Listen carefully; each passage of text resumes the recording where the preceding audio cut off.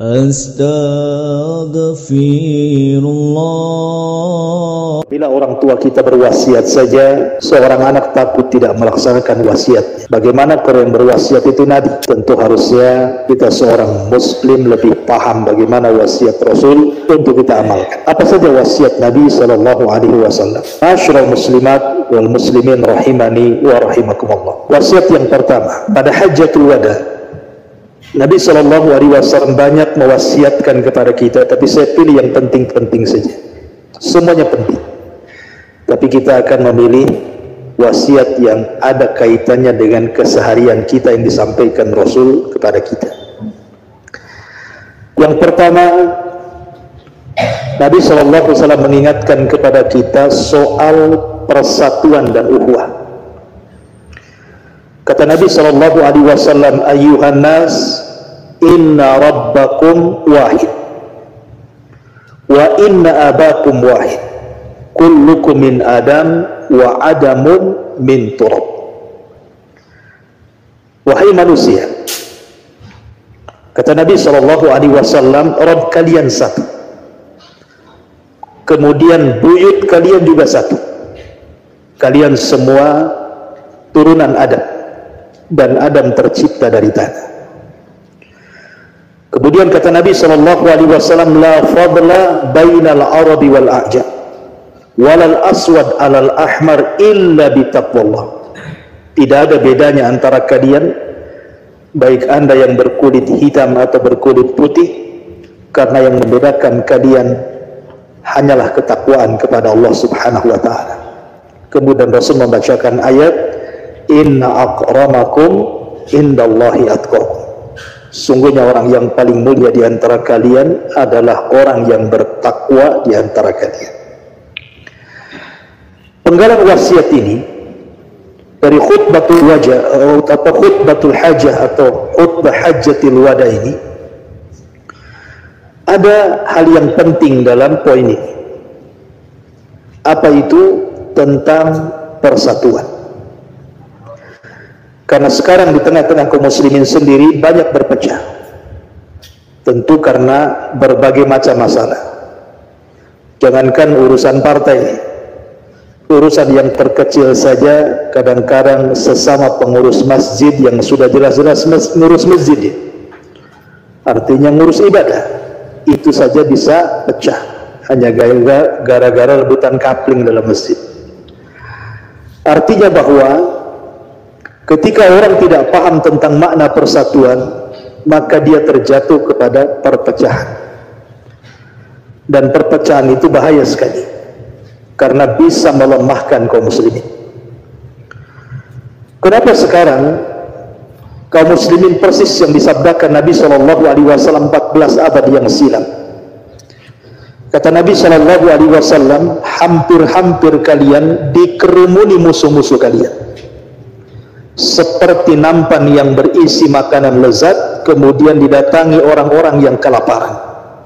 Tentu nampan itu akan jadi rebutan.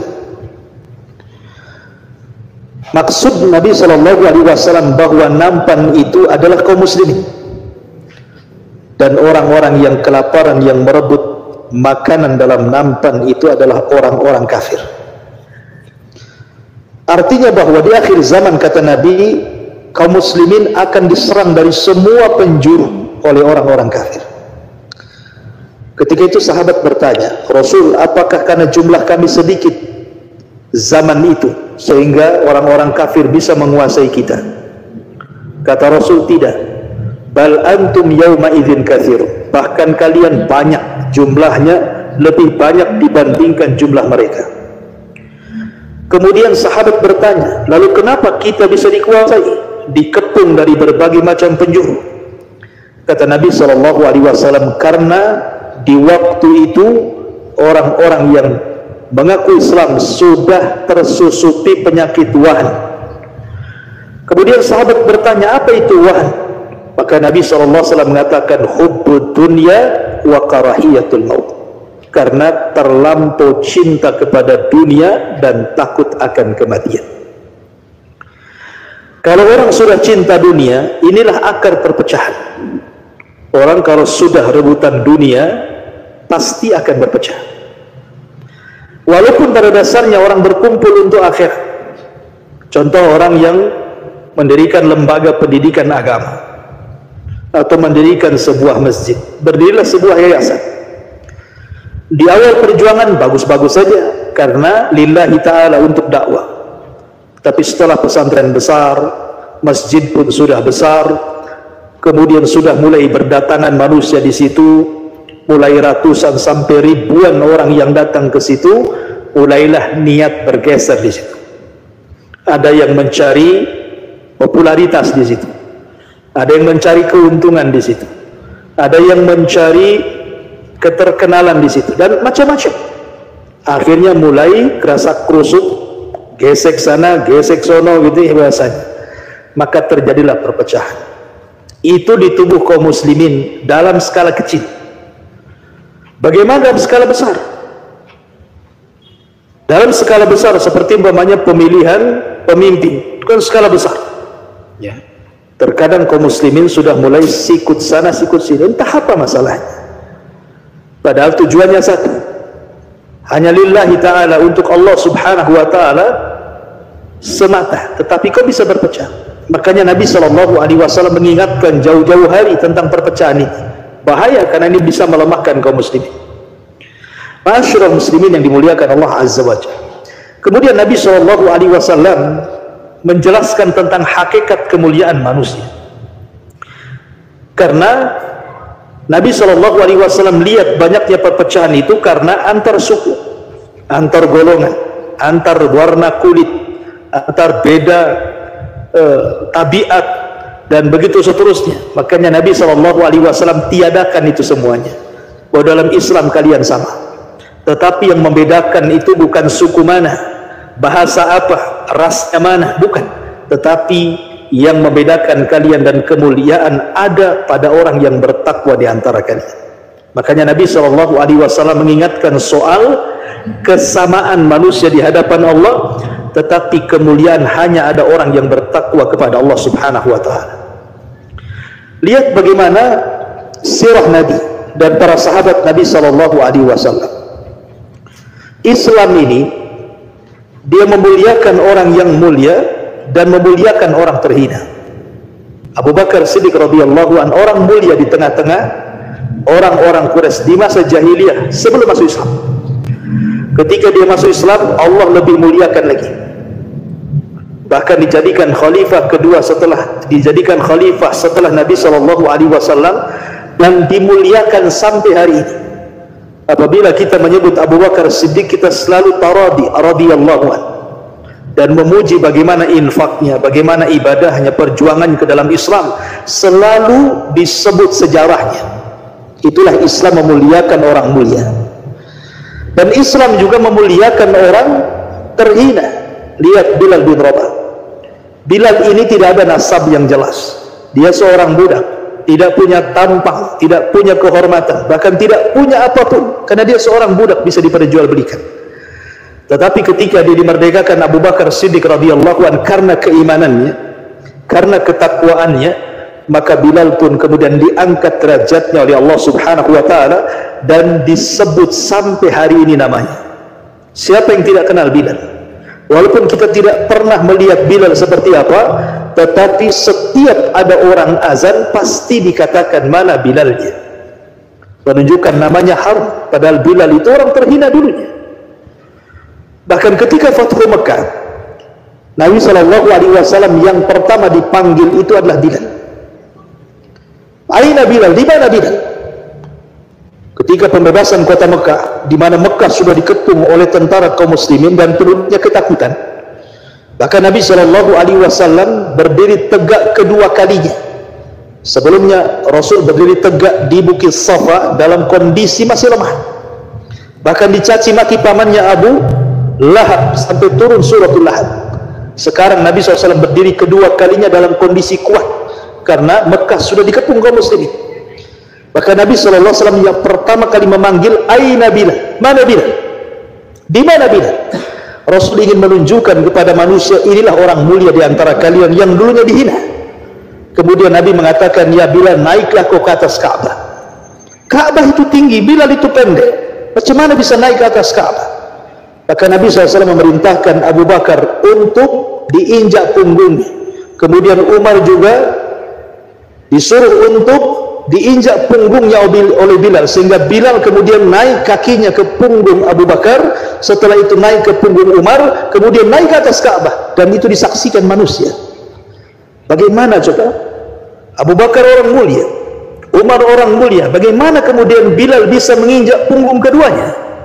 Nabi SAW ingin mengajarkan kepada orang-orang Quraisy saat Fathu Mekah bahwa kemuliaan bukan karena kekayaan, kemuliaan bukan karena pangkat ataupun jabatan, tapi kemuliaan karena ketakwaan dia kepada Allah. Bilal sudah mengorbankan nyawanya untuk Islam. Ketika dia dicambuk oleh Umayyah, majikannya itu, Umayyah tidak berhenti mencambuk Bilal kecuali dia kelelahan, baru berhenti. Dan Bilal tidak pernah mengucapkan kecuali kalimat Ahadul Ahad, Ahadul Ahad. Tapi sekarang Bilal menjadi orang mulia, naik di punggung Abu Bakar sampai ke atas Ka'bah. Kemudian Bilal pun mengumandangkan azan pertama di kota Mekah setelah hijrahnya Nabi SAW dari Madinah dan kembali ke Mekah. Lihat bagaimana Islam mengajarkan kepada kita sebuah kemuliaan itu ada pada ketakwaan kepada Allah Subhanahu wa Ta'ala. Ini pelajaran yang pertama. Pelajaran yang kedua, Nabi SAW mengingatkan pentingnya kita kembali kepada Al-Quran dan Sunnah. Kata Nabi SAW, taraktu fikum amraini lan tadhillu ma tamassaktum bihima kitaballah wa sunnati. Aku tinggalkan kepada kalian dua pusaka dalam Islam. Kalau kalian pegang dua pusaka ini dengan sebenar-benar memegang, kalian tidak mungkin sesat selamanya.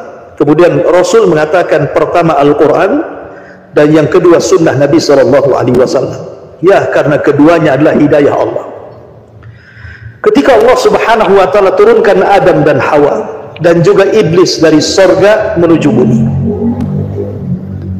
Allah Subhanahu wa Ta'ala marah kepada tiga makhluk ini. Pertama, marah kepada iblis karena membangkang perintah Allah. Ketika Allah Subhanahu wa Ta'ala katakan sujud engkau kepada Adam, dia tidak mau sujud karena sombong dan kufurnya. Makanya Allah turunkan iblis dari sorga ke bumi. Dan Allah juga murka kepada Adam dan Hawa karena Allah sudah memasukkan keduanya ke tempat yang paling nikmat. Tiba-tiba karena godaan dunia, di mana Allah larang jangan dekat-dekat buah larangan, tetapi keduanya juga lupa terhadap larangan itu, kemudian malah memakannya. Tentu karena hikmah dari Allah Azza wa Jalla, makanya tiga makhluk ini diturunkan ke bumi. Ketika Allah Subhanahu wa Ta'ala turunkan Adam, kemudian Hawa dan juga iblis, apa firman-Nya? Allah Subhanahu wa Ta'ala berfirman, "Qul nahbitu minha jami'an fa imma ya'tiyannakum minni hudan fala khaufun 'alaihim wa lahum yahzanun." Dalam ayat yang lain, "Faman tabi'a hudaya fala yadhillu wa la yashqa." Allah berfirman, wahai Adam, wahai Hawa, wahai iblis, turunlah kau di surga ke bumi. Ada yang mengatakan Adam diturunkan di Sri Lanka, kemudian Hawa diturunkan di Jeddah, dan iblis diturunkan di lautan. Makanya istana iblis itu di tengah lautan. Maka Allah katakan, nanti setelah kalian berada di bumi, kami akan turunkan petunjukku. Maka siapa yang mengikuti petunjukku, kalian tidak akan sedih dan tidak akan takut. Dalam ayat yang lain, kalian tidak mungkin tersesat dan tidak mungkin celaka. Ahli tafsir banyak yang mengatakan, apa yang dimaksud petunjuk yang diturunkan Allah Subhanahu wa Ta'ala, yang Allah katakan siapa yang mengikuti petunjuk ini tidak akan sesat dan tidak akan celaka, tidak akan takut dan tidak akan sedih. Ulama tafsir mengatakan bahwa petunjuk itu yang dimaksud adalah kitab-kitab yang turun dari langit dan rasul-rasul yang diutus di bumi. Artinya, barang siapa yang mengikuti Nabi Musa dan Taurat di zamannya, maka dia tidak mungkin tersesat dan tidak mungkin celaka. Barang siapa yang mengikuti Daud dan juga Zabur di zamannya, maka dia tidak mungkin tersesat dan tidak mungkin celaka. Barang siapa yang mengikuti Isa dan juga Injilnya di zamannya, ingat di zamannya, maka dia tidak mungkin tersesat dan tidak celaka.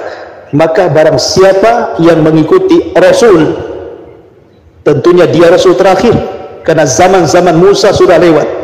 zaman Nabi Daud sudah lewat, zaman Nabi Isa sudah lewat, maka petunjuk itu ada hanya pada Nabi SAW dan Al-Quran yang dibawanya. Maka siapapun yang mengikuti Nabi SAW dan Al-Quran yang dibawanya, maka fala yadhillu, tidak akan sesat, wala yashqa, dan tidak mungkin celaka, fala khaufun, tidak mungkin takut, wala hum yahzanun, dan tidak mungkin bersedih hati. Artinya bahwa siapapun yang mengikuti petunjuk Allah, Al-Quranul Karim, dan juga Rasul yang membawanya Nabi SAW berupa sunnah-sunnahnya, tidak akan tersesat kita. Tapi orang yang menjauh daripada sunnahnya, menjauh daripada Al-Quran dan sunnah, maka siap-siap sesat hidupnya. Makanya orang yang jauh dari Al-Quran itu hidupnya susah. Allah mengatakan, faman a'rada an dzikri fa inna lahu ma'isyatan dhanka. Siapa yang jauh dari petunjukku, maksudnya Al-Quran, peringatanku, maksudnya Al-Quran, tidak pernah membacanya, tidak pernah mempelajarinya, tidak pernah mendengarkan wejangan-wejangan tentang isi Al-Quran, maka hidupnya pasti akan susah. Hatinya itu akan terasa susah sekali, walaupun dia kaya, walaupun dia punya pangkat jabatan, walaupun punya pangkat dan jabatan, hidupnya akan banyak masalah, pasti itu. Tapi orang yang biasa membaca Quran, setiap hari dia target sekian lembar atau mungkin sekian ayat, insya Allah Quran itu membawa ketenangan. Makanya Allah mengatakan, ala bidzikrillahi tatmainnul qulub. Ingat, dengan mengingat Allah, dengan membaca Al-Quran dan mempelajarinya, hati kita akan tenang. Maka kalau ingin ketenangan, hadirlah di majelis ilmu atau hadirlah dengan Al-Quran, pasti akan tenang hidupnya, walaupun hidupnya susah. Ya, karena kekayaan itu, kata para ulama, bukan kaya harta, bukan kaya pangkat atau jabatan, tapi kaya hati. Dan kaya hati artinya luasnya hati, dan luasnya hati itu ketika hati dimasukkan ke dalam Al-Quran. Karena Allah Subhanahu wa ta'ala, Rasul mengatakan, khairukum man ta'allama al-Qur'ana wa 'allama. Sebaik-baik kalian adalah orang yang belajar Al-Quran dan mengajarkan Al-Quran, walaupun itu anak-anak. Ya. Maka ini wasiat yang kedua, kata Nabi SAW, kutinggalkan kepada kalian dua perkara yang tidak mungkin kalian memegang tersesat selamanya, Al-Quran dan sunnah Nabi SAW. Ini yang kedua. Kemudian yang ketiga, Nabi SAW ingatkan tentang hak dan kewajiban suami istri. Subhanallah, kenapa Nabi SAW menyinggung dalam khutbah yang singkat, tetapi kemudian menyelipkan sebuah pemahaman tentang mengingatkan akan kewajiban suami istri dalam khutbahnya. Padahal ini kan persoalan rutinitas. Ya, semua orang yang punya istri, semua orang yang punya suami harus melaksanakan haknya. Tapi Rasul terus mengingat-ingat itu supaya senantiasa diingat, dibaca, disampaikan sampai hari ini oleh para dai ketika menyampaikan wasiat Rasul pada Hajjatul Wada. Apa kata Nabi SAW? Inna lakum alaihinna haqqa wa inna lahunna alaikum haqqa. Ingat, bagi kalian wahai para suami, punya hak bagi istri kalian. Bagi kalian para istri, ingat, kalian juga punya hak kepada suami kalian. Kemudian Nabi SAW mencontohkan, salah satunya adalah tidak boleh seseorang istri memasukkan orang yang tidak disukai suaminya ke dalam rumahnya, walaupun itu kerabatnya, walaupun itu saudaranya. Kalau suami tidak suka, jangan macam-macam memasukkan orang ke dalam rumah kecuali dengan izin suaminya. Apalagi kalau seandainya, kata Nabi SAW, kalau sampai dia an ya'tina bi fahishatin mubayyinah, seorang istri kemudian berani selingkuh di belakang suaminya. Selingkuh ini tidak mesti kemudian melakukan hubungan dengan suami orang, tidak. Arti selingkuh fahisha dalam ayat Al-Quran ini umum. Boleh saja dia menjelek-jelekan suami di belakangnya. Mungkin dia ngobrol dengan tetangganya, suaminya pula dijelek-jelekannya. Berapa suami mengasih uang? Oh, 1 bulan 2 juta. Aduh, suami saya 100 pun tidak, kan itu. Masih enaklah kau punya suami, tidak seperti suamiku. Ini kan kurang ajar. Ya, jangan menjelek-jelekan suami di belakang. Bagaimanapun itu suami. Ya, mau dia apapun dia yang satu kamar dengan Anda, kok dia dijelek-jelekan pula? Ya. Kalau itu sudah tersebar, nanti tetangga akan cerita. Pantas saja itu si anu itu seperti itu. Dia pernah cerita sama saya begini begitu. Akhirnya kemudian jadi tersebar. Awalnya ibu yang menjelek-jelekan, akhirnya tetangga pula ikut menjelek-jelekan. Itu namanya fahisyah, ya. Itu perselingkuhan, walaupun tidak mesti dengan laki-laki orang, tapi membanding-bandingkan suami dengan suami orang, ya kan? Maka yang seperti ini jangan dilakukan. Dan yang lebih parah lagi, kata Nabi SAW, kalau sampai kemudian seorang istri bercerita urusan internal ranjang, itu lebih parah lagi, ya. Maka itu tidak boleh. Makanya kata-kata Nabi SAW, kalau ada perempuan yang seperti ini, Allah sudah izinkan kepada para suami, pertama pisah ranjang, yang kedua boleh memukul, tetapi pukulan yang tidak berbekas. Artinya jangan memukul di wajah, boleh pukul yang lain, pukul pahanya, pukul kakinya, tapi jangan sampai pincang pula. Artinya bahwa Islam mengajarkan boleh hanya untuk sebuah pelajaran saja. Dan kalau seandainya mereka tidak mau berhenti, maka sudah diizinkan untuk berpisah. Tapi kalau mereka kemudian tobat dan berhenti, kata Rasul, fa'alaihinna rizquhunna wa kiswatuhunna bil ma'ruf, maka suami masih diizinkan memberikan rizki dan juga memberikan pakaian kepada mereka. Artinya di sini Nabi SAW, walaupun kalimat ini sangat singkat, tetapi ini mewakili semua hak dan kewajiban. Rasul hanya menyentil sedikit saja. Artinya bahwa dari yang ini saja harus diamalkan. Maka yang lebih besar hak seorang istri taat kepada Allah, kemudian kepada suami, dan juga tanggung jawab suami kepada istri berupa memberikan rizki. Itu kan ada dua, ada rizki berupa makanan, ada rizki berupa ruhani. Rizki berupa makanan ma'ruf lah, ya, berupa dunia, ada rumah, ada makanan, ada pakaian, dan begitu seterusnya. Tetapi yang paling penting ada ruhaninya. Ajari mereka untuk sama-sama masuk surga. Makanya Nabi SAW mengatakan, rahimallahu rajulan, semoga Allah merahmati seorang laki-laki kalau di malam hari dia terbangun, memandang istrinya, kemudian mengajak sholat bersama, ya, kalau tidak mau ambil kemudian perciki di wajahnya air supaya dia bangun, ya. Sampai Rasul mengatakan rahimallahu rajulan, semoga Allah merahmati suami yang seperti itu, suami yang suka membangunkan istrinya sholat malam. Tapi di zaman sekarang tidak ada yang bangun, ya. Istri ya tidak bangun juga, kecuali punya anak kecil, itu pun karena ingin nyusui anaknya, bukan untuk sholat malam, kan itu ya. Artinya di sini Nabi SAW ingatkan tentang hak suami istri. Kemudian Nabi SAW juga ingatkan di akhir hadis, Rasul mengatakan, ingat, kalian akan ditanya soal aku, kata Rasul. Jadi semua para nabi itu akan ditanya oleh Allah. Kata Nabi SAW, kalian semua satus'aluna anni, akan ditanya soal aku. Fama antum qailun, kira-kira jawaban kalian apa? Karena nanti pada hari kiamat semua manusia akan dikumpulkan di padang mahsyar. Kemudian para nabi akan dipanggil satu persatu. Nuh alaihi salatu wassalam akan dipanggil oleh Allah. Kemudian Nuh dikatakan, ya Nuh, sudahkah kau sampaikan risalahku kepada umat?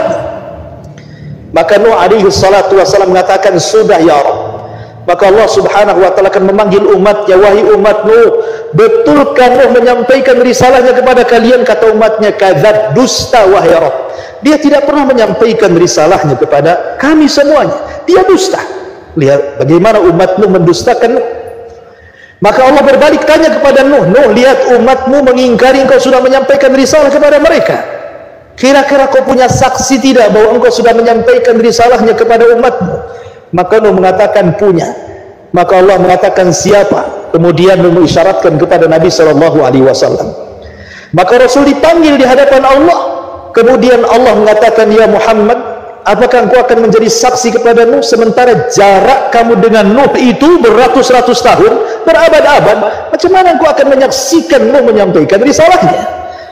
Maka Rasulullah SAW mengatakan begini, ya Allah, aku memang tidak pernah melihat Nuh berdakwah, menyampaikan risalahmu kepada umatnya, tetapi yang mengatakan Nuh menyampaikan risalah kepada umatnya itu adalah engkau sendiri. Kemudian Allah mengatakan, bagaimana mungkin aku mengatakan seperti itu?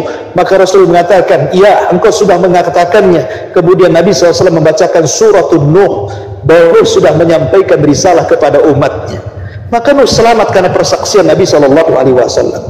Termasuk juga Rasul pun akan ditanya. Makanya semasa hidup sebelum wafatnya Rasul mengatakan, kalian akan ditanya soal aku, kira-kira kalian akan ngomong apa? Maka sahabat Nabi SAW mengatakan, ya Rasulullah, qad addaita wa nasahta wa balagta. Rasul, engkau sudah menyampaikan semuanya, engkau sudah menasihati kami, engkau sudah menyampaikan semuanya kepada kami. Maka Nabi dengan senang bangga hatinya menunjuk telunjuknya ke langit dan mengatakan, Allahumma fashhad, Allahumma fashhad, Allahumma fashhad. Ya Allah saksikan, ya Allah saksikan, ya Allah saksikan, aku sudah menyampaikan semuanya kepada umatku. Artinya bahwa Nabi SAW ingin meyakinkan kepada para sahabat dan kepada kita semuanya bahwa tidak ada satupun ajaran Islam kecuali telah sampai kepada kita, sehingga tidak ada lagi hujah kita di hadapan Allah dan mengatakan Rasul tidak pernah menyampaikan perkara ini. Anda dusta, karena semua sudah disampaikan. Tidak ada jalan menuju surga, sudah dijelaskan. Tidak ada jalan yang menjauhkan Anda dari neraka, sudah dijelaskan. Makanya di akhir-akhir hayat Rasul ketika Hajjatul Wada turun surah Al-Maidah, Al-yawma akmaltu lakum dinakum wa atmamtu alaikum ni'mati wa raditu lakumul Islam adina. Pada hari ini ku sempurnakan kepada kalian agama Islam, ku sempurnakan nikmatku, nikmat Islam kepada kalian, dan ku ridhoi Islam sebagai agama kalian. Artinya Islam sudah sempurna, tidak perlu ditambah dan tidak perlu dikurangi, karena kesempurnaan Islam sudah disampaikan Rasul. Tidak ada satu ayat yang dikorupsi Nabi, ya, kecuali sudah disampaikan kepada kita. Ma'asyiral muslimin yang dimuliakan Allah Azza wa Jalla, ini petikan wasiat Rasul ketika Hajjatul Wada. Tapi di sana ada petikan wasiat Nabi SAW sebelum wafatnya Rasul. Karena gini, setelah sepulangnya Nabi SAW dari haji terakhir beliau pada tahun 10 Hijriah itu, ya, Nabi SAW pulang. Kemudian 9 hari sebelum wafatnya Rasul, Nabi SAW mengunjungi kuburan syuhada Uhud. Kata Nabi SAW ketika sampai di syuhada Uhud, di kuburan syuhada Uhud itu, Rasul mengucapkan salam, Assalamualaikum ya syuhada Uhud, antum sabikun wa inna bikumul lahikun.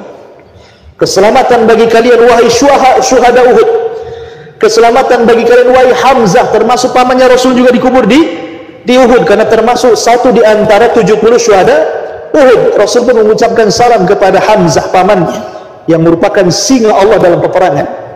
Kemudian Rasul mengatakan, kalian semua sudah mendahului kami dan kami pun akan menyusul kalian. Ingat ini, kalimat ini penting sekali. Kalimat Nabi SAW, kalian semua sudah mendahului kami dan kami semua akan menyusul kalian. Ingat bahwa sebuah kematian itu adalah sebuah kepastian. Terkadang kita ini tidak tersentuh dengan adanya kematian, kan? Kadang-kadang tetangga kita meninggal, kita menyaksikan dia meninggal. Bahkan kita mengantarkan ke kuburannya. Kita melihat bagaimana jasad itu dimasukkan ke liang lahat, bahkan dikuburkan, kita pun ikut menguburkannya. Tetapi terkadang hati ini tidak tergerak bahwa ucapan Nabi SAW kita ucapkan kepada orang itu, engkau sudah mendahului kami dan kami pun akan menyusul kalian. Kenapa coba? Kenapa hati kita keras gitu ya? Kenapa kita kemudian tidak berpikir mengucapkan kalimat yang sama yang diucapkan Rasul kepada syuhada Uhud?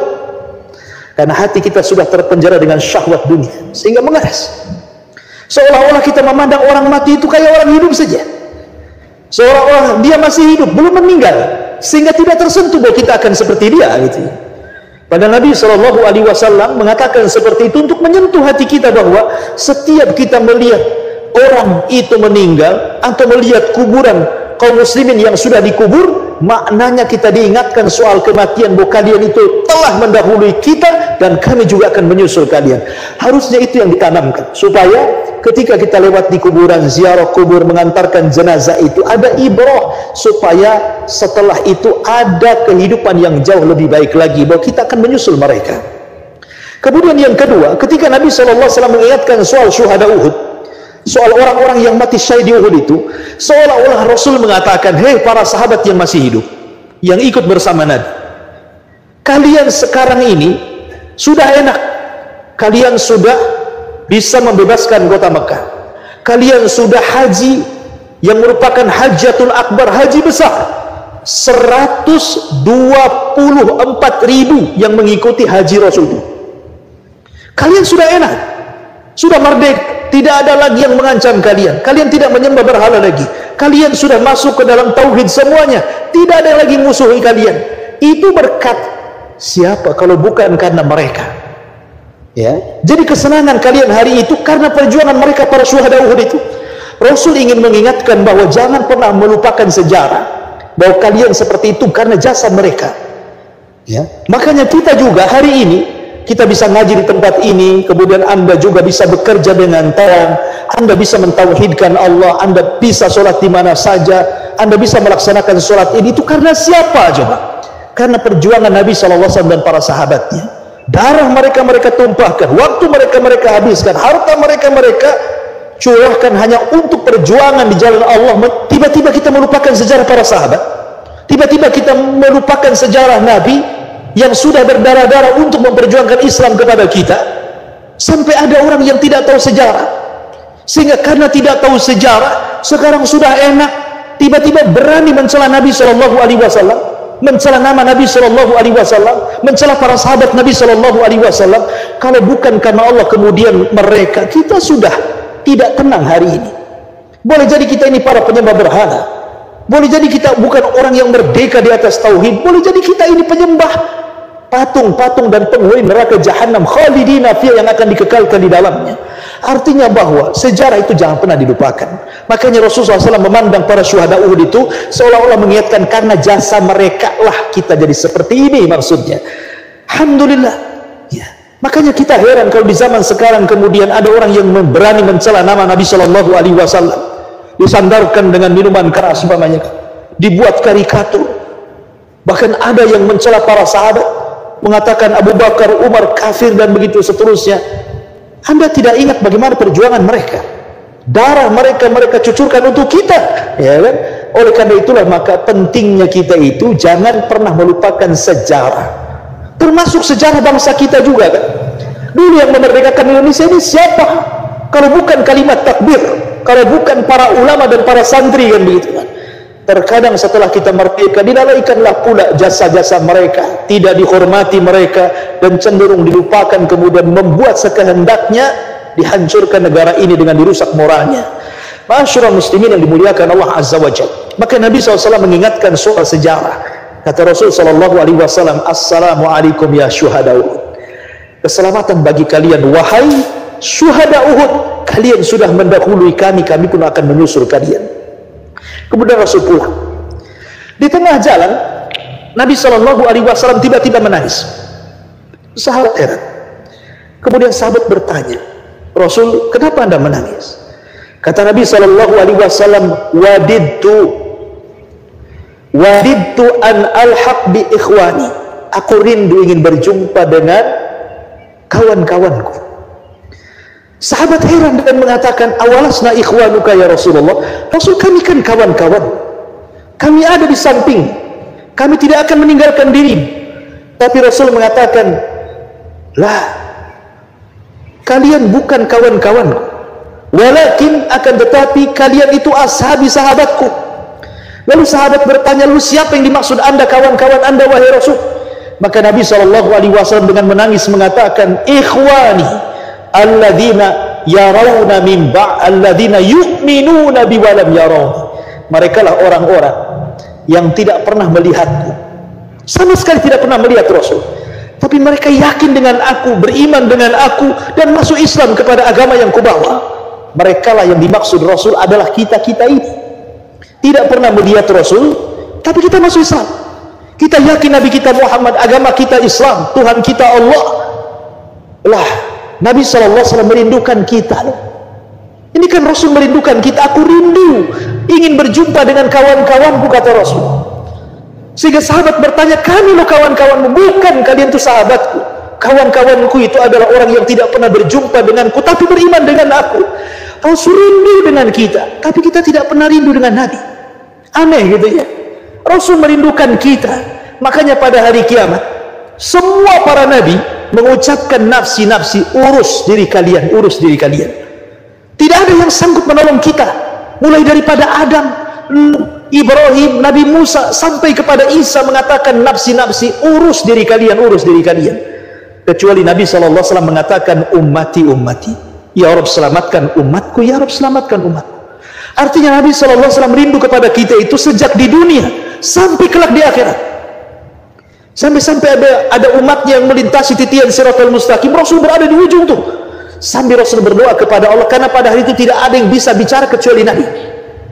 Ketika setiap orang yang melintasi titian Siratal Mustaqim, maka Rasul akan mengatakan salim, salim, selamatkan ya Rabb, selamatkan ya Rabb. Subhanallah, sampai seperti itu ya.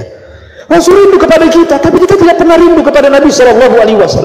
Asik melanggar sunnahnya, tidak pernah menjalankan sunnahnya, menganggap sunnahnya remeh, bahkan cenderung menghina Nabi SAW, bahkan cenderung kemudian memusuhi sunnah-sunnah Nabi SAW.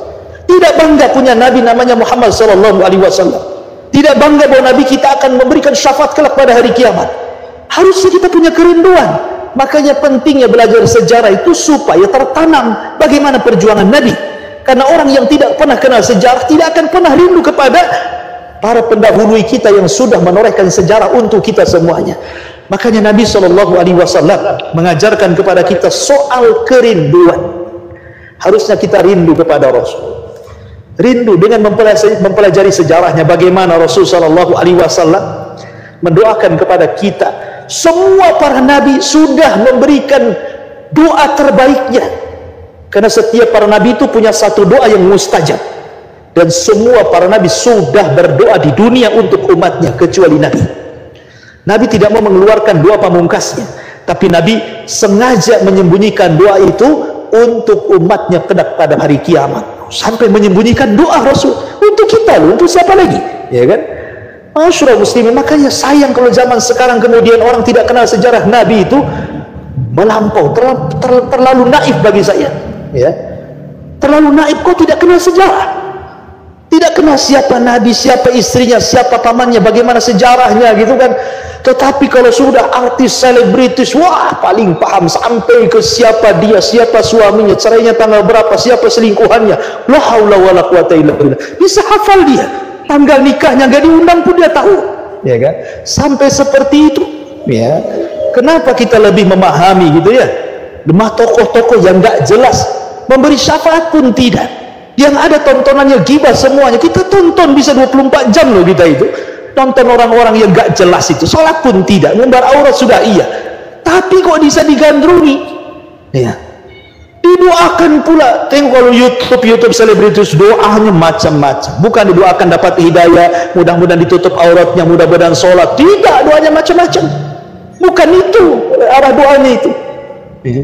Itu karena sekali lagi kita ini sudah lupa dengan sejarah. Baik, kemudian Nabi SAW setelah kemudian pulang, Nabi SAW ketika itu malam berada di Gilan Maimunah, salah satu istri Nabi SAW.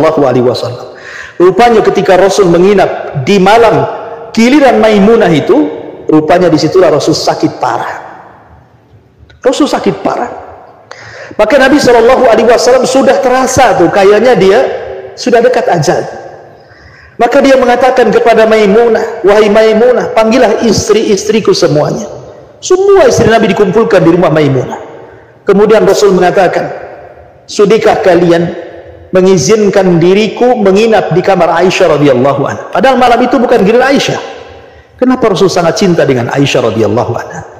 Karena satu-satunya kamar dari seluruh kamar-kamar istri Nabi SAW yang Jibril turun dan selalu menurunkan wahyu hanya di kamar Aisyah.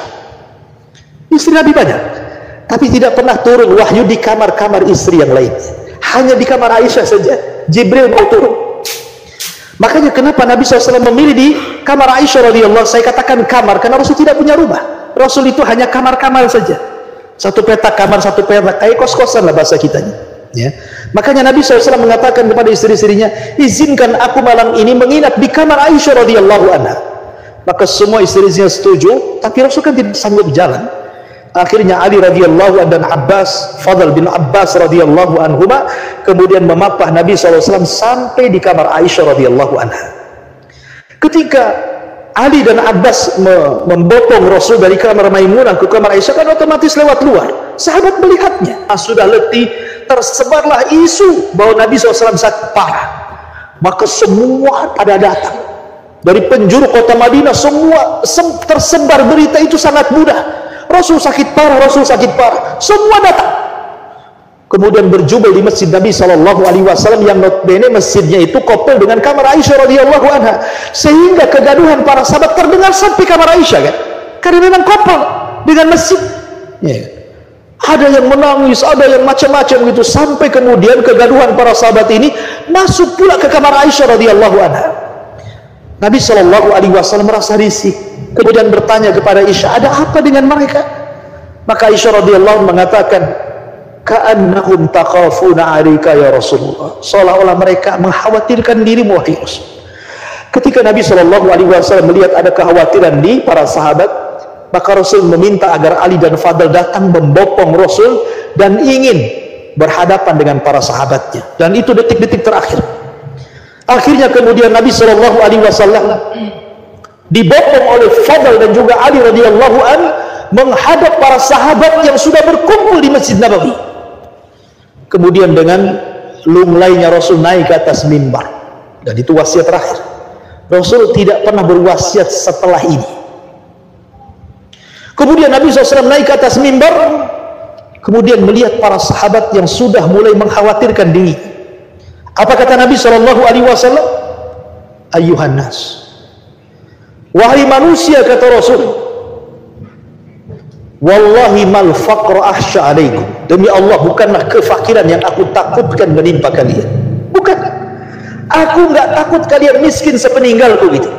Aku nggak takut kalian itu kerek sepeninggalku. Nggak mungkin, mustahil. Bukan itu yang aku takutkan. Bukanlah kefakiran yang aku takutkan. Justru kata Rasul, walakin ahsya an tubsatad dunya. Justru yang aku takutkan kalau kalian jadi kaya. Ya. Kalau kalian jadi kaya, dan kayanya itu kalian berlomba-lomba mengejarnya, fatanafasuha kama tanafasal ladzina min qablikum fatuhlikakum kama ahlakatkum. Kemudian kalian sibuk mengejar dunia tanpa memilih halal haram, seperti orang-orang dulu juga sama mengejar dunia seperti itu, maka Allah akan hancurkan kalian seperti Allah hancurkan umat sebelum kalian. Kemudian Nabi SAW mengingatkan soal pentingnya. Sebelum wafatnya Nabi SAW ingin supaya jangan sampai ada hutang masuk ke dalam kuburan. Jangan sampai ada hutang masuk ke dalam kuburan. Kata Nabi SAW, walaupun sebagian ulama mengatakan hadis ini dhaif, tapi hadis ini masyhur, dicatat oleh ahli sejarah. Kata Nabi SAW, wa man kuntu darabtu dhahran. Kata Rasul, siapa yang dulu pernah kupukul, fahadha dhahri falyaqtas minhu, silahkan sekarang pukul aku. Rasul tidak mau ada orang yang pernah dizalimi kemudian tidak membalas kezalimannya, dan itu akan jadi hutang dia di kuburannya. Kemudian kata Nabi SAW, wa man kuntu syatamtu irdan fahadha irdi falyaqtas minhu. Barang siapa yang telah kucaci maki, boleh jadi semasa hidupnya ku caci dia, ku celak dia, ku maki dia, ku gibah dia, ku namimah dia, ku rendahkan dia, ku hina dia. Sekarang nih kehormatanku, hina aku sekarang, rendahkan aku sekarang, gibah aku sekarang, silakan, supaya jangan sampai hutang setelah kematian. Kemudian kata Nabi SAW, wa man kuntu akhadtu malan. Oh, mungkin dulu pernah ku ambil hartanya. Oh, pernah dulu ku zalimi dia, ku ambil haknya. Fahadha mali falyakhudh minhu. Hartaku ada ini, mumpung masih ada, ambil hartaku. Subhanallah. Di tengah-tengah keramaian seperti itu, tiba-tiba berdiri satu sahabat dan mengatakan, ya Rasulullah, liyal qisas, aku punya kisas denganmu. Bayangkan, Nabi SAW dalam kondisi seperti itu, lunglai, detik-detik ajalnya, sahabat sedih menangis, tiba-tiba ada orang yang kurang ngajar berdiri di hadapan Rasul dan para sahabatnya, aku punya kisah dengan kamu wahai Rasul. Kata Nabi SAW, siapa dia? Tolong dia suruh maju, suruh maju. Akhirnya orang ini maju. Rasul kaget, rupanya dia adalah siapa? Sahabat yang didoakan Rasul, Ukasah ibn Mihsan. Kata Nabi SAW, ya Ukasah, engkau Ukasah? Kata Ukasah, iya. Wahai Ukasah, bukankah aku sudah mendoakan dirimu? Engkau termasuk 70.000 orang yang masuk surga tanpa hisab dan adab. Bukankah aku yang mengatakan anta minhum? Engkau termasuk mereka? Kata Ukasah, ya, tetapi engkau yang bilang siapa yang ingin kisos maka silahkan, aku punya kisos. Ya. Maka Rasul mengatakan, silahkan kalau engkau memang merasa punya kisos denganku. Akhirnya Ukasah mendekat dengan Rasul. Sahabat sudah marah. Datang Ali mengatakan, Rasul biar ku ganti saja. Datang Abbas, Rasul biar ku ganti saja. Datang sahabat yang lain, biar ku ganti saja. Kata Rasul, minggir, biarkan aku dengan Ukasah. Kata Rasul SAW, ya Ukasah, emangnya kenapa kan? Kata Ukasah, Rasul, dulu ingat gak kau membariskan pasukan perang? Ketika itu aku tidak lurus barisanku dalam saf perang itu. Tiba-tiba kau ambil tongkat, kau dorong aku, dan aku tersakiti dengan dorongan tongkat itu. Dan aku ingin kisos.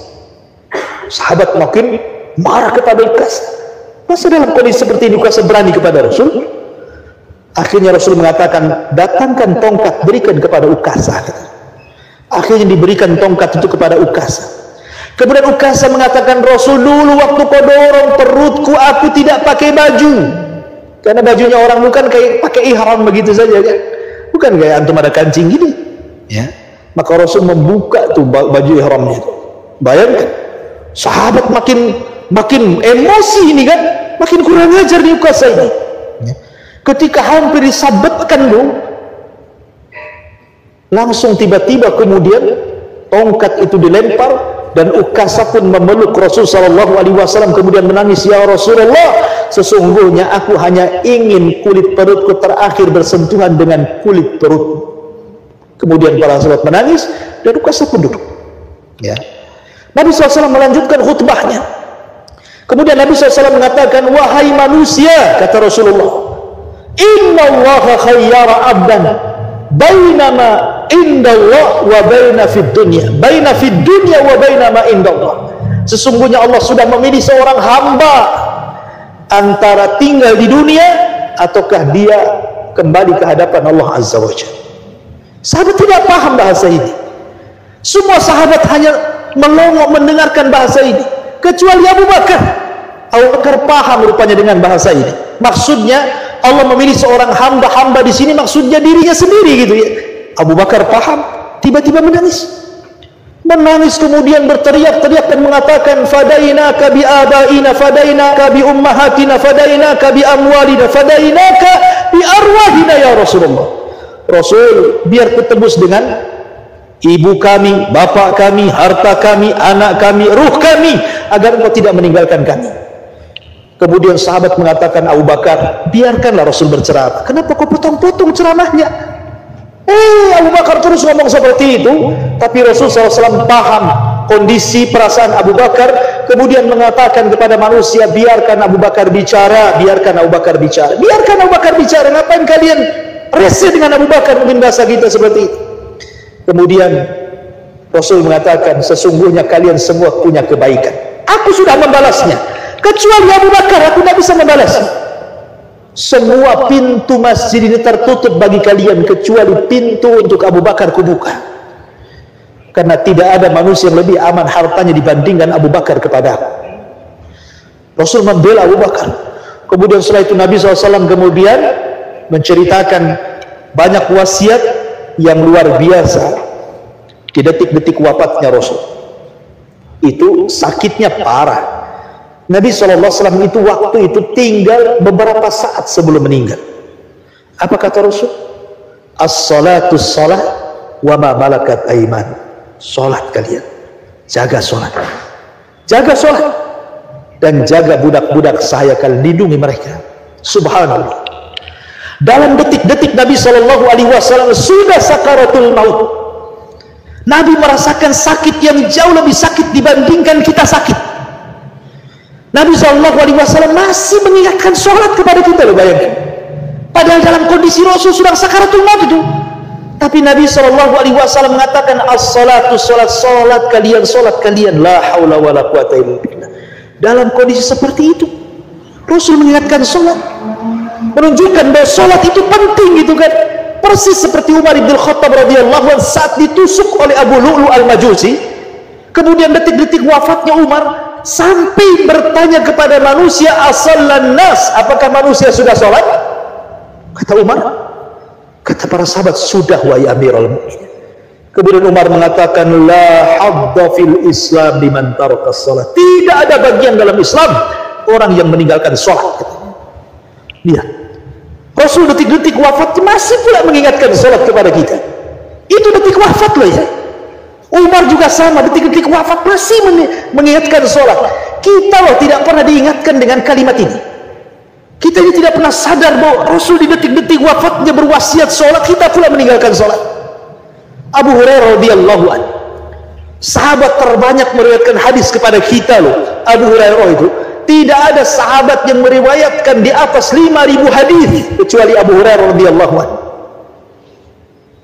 Terbanyak. Dalam bab apa saja dalam Islam itu ada riwayat Abu Hurairah. Anda cerita wudu, ada riwayat Abu Hurairah. Anda cerita tayamum, ada riwayat Abu Hurairah. Anda cerita sholat, ada riwayat Abu Hurairah. Anda cerita apa saja dalam hukum-hukum fikih itu ada riwayat Abu Hurairah. Karena dia terbanyak yang meriwayatkan hadis dengan kita, bermulazamah bersama Rasul. Tapi saat meninggalnya, Abu Hurairah menangis. Sampai sahabat bertanya, wa ma yubkika ya Abu Hurairah? Abu Hurairah, kenapa engkau menangis? Bukankah engkau sahabat Rasul? Engkau bermulazamah dengan Rasul, engkau banyak meriwayatkan hadis Rasul, kenapa Anda menangis? Apa yang Anda takutkan? Abu Hurairah radhiyallahu anhu mengatakan, wailakum, celaka kalian. Sesungguhnya saya menangis likillatiz zad, kata Abu Hurairah, karena sedikitnya bekal yang aku bawa. Subhanallah. Abu Hurairah ngomong begitu karena sedikitnya bekal yang aku bawa. Pada siapalah Abu Hurairah di antara sekian banyak para sahabat sudah meriwayatkan hadis kepada kita. Ketika kita membaca hadis Rasul, selalu an Abi Hurairah radhiyallahu anhu. Semua orang Islam akan mengatakan semoga Allah meridhai Abu Hurairah, semoga Allah meridhai Abu Hurairah. Didoakan jutaan orang sejak zaman dia meninggal sampai hari ini, bahkan sampai kiamat, ketika manusia membaca dan masih membaca hadis Nabi. Tapi Abu Hurairah masih mengatakan likillati zad, karena sedikitnya bekal, wa bu'du safar, dan jauhnya safar, wa dha'ful yakin, dan keyakinanku melemah, dan aku takut kalau aku ketika meniti siratal mustaqim tiba-tiba aku jatuh dan aku masuk ke dalam jahanam. Subhanallah. Ya. Kalau sekelas Abu Hurairah saja dia mengatakan kematianku ini aku tangisi karena sedikitnya bekal, karena lemahnya keyakinan, karena juga jauhnya safar dan takutnya aku terjerumus dan terjungkal dari siratal mustaqim, apatah lagi kita, gitu maksudnya. Kadang-kadang kita heran ya, kadang-kadang orang sedang sakit parah dia menangis, kita saksikan dia menangis, tapi pertanyaannya apa yang ditangisi dia? Coba, apa yang ditangisi orang sekarang saat detik-detik wafat? Apakah dia mengatakan seperti yang dikatakan Abu Hurairah, saya menangis karena sedikit amalanku, belum banyak aku beramal? Rupanya bukan itu yang ditangisi. Yang ditangisi soal dunia. Kalau aku mati, siapa yang meneruskan perusahaan ini? Kalau aku mati, siapa yang akan menjaga anak-anak? Kalau aku mati, begini-begini. Tidak ada soal amalan yang dibawa. La haula wala quwata illa. Kenapa sampai seperti itu coba? Sekali lagi, qaswatul qalbi, karena disinilah ada letak kerasnya hati. Makanya pentingnya kita itu belajar sejarah, belajar dengan kematian Rasul, bagaimana kematian itu adalah sebuah hak dan kepastian dan ketetapan yang tidak mungkin tidak. Nabi saja bisa mati, apalagi kita. Semua para nabi aja meninggal.